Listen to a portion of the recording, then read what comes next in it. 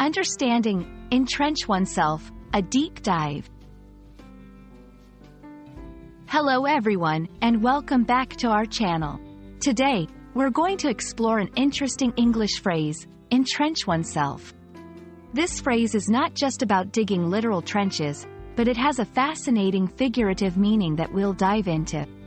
So, let's get started and unravel the layers of this expression.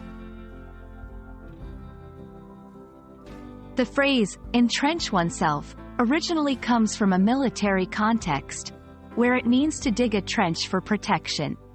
However, in everyday language, it takes on a more figurative meaning.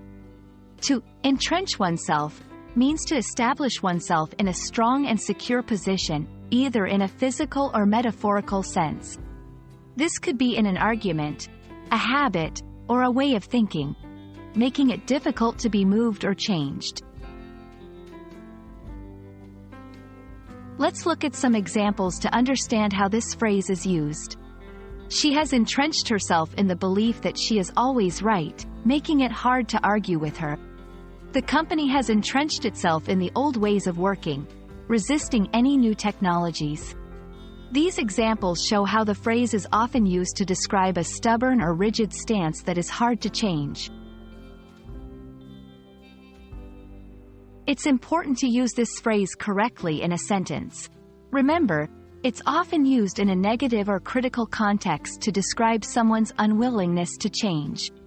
For instance, he has entrenched himself in his opinions, and no evidence can convince him otherwise. Notice the structure. Subject plus has, have plus entrenched plus oneself, themselves plus in plus, belief, position, idea. One common mistake is using entrench without oneself or themselves, which changes the meaning. Also, be cautious not to use it in a positive context, as it usually implies resistance to change or adaptability. That's all for today's lesson on the phrase, entrench oneself. I hope this video helps you understand and use this phrase more confidently in your conversations.